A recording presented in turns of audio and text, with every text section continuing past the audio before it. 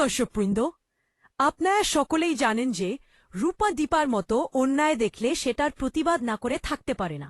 তেমনি অন্যায় কেউ সহ করুক সেটাও সে চায় না। তাই রূপা একটু ঠান্ডা মাথায় ভাবতে শুরু করল, এটা কিভাবে হলো?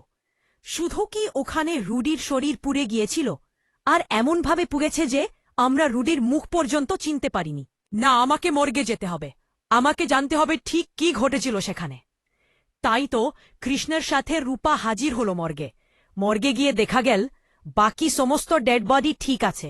তখনই রূপার মনে সন্দেহ জাগে, এটার পেছনে নিশ্চয়ই কোনো রহস্য আছে। এমন তো আগেও হয়েছে। আমরা ভেবেছিলাম কেউ মারা গেছে, কিন্তু পরে সে আবার আমাদের জীবনে ফিরে এসেছে। এ পুলিশের কাছ থেকে অনুমতি পাওয়া কঠিন ছিল। পুলিশ প্রথমে অনুমতি দিতে চায়নি, কিন্তু কৃষ্ণ বারবার রূপাকে বোঝায়, তুমি যেটা করছো ঠিকই করছো। আমরা একজন মৃতদেহে দাহ করলাম, আর তুমি বলছো রুডি মারা যায়নি। তখন রূপা বলে, কৃষ্ণ, আমার মন যেটা বলছে আমি সেটা শেষ পর্যন্ত করব। আর পুলিশ অফিসারদের তো প্রমাণ দেখাতে হবে। শুধু মুখের কথা শুনে তো আর কেউ বিশেষ ব্যবস্থা নেবে না।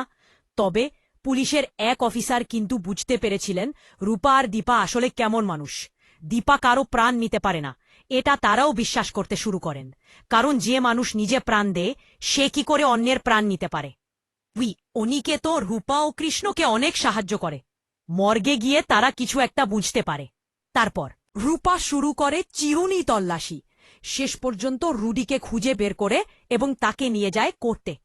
রূপা আর কৃষ্ণ, হ্যাঁ বন্ধুরা, অনুরাগের ছোঁয়া ওর আগামী পর্বে আপনারা এমনটাই দেখতে পাবেন। যদি চ্যানেলে নতুন হয়ে থাকেন তাহলে দয়া করে সাবস্ক্রাইব করুন, আর কমেন্ট করে জানাতে ভুলবেন না অনুরাগের ছোঁয়া আপনাদের কেমন লাগছে। ওদিকে কোর্টে সবাই রুডিকে দেখে হকচকিয়ে যায়।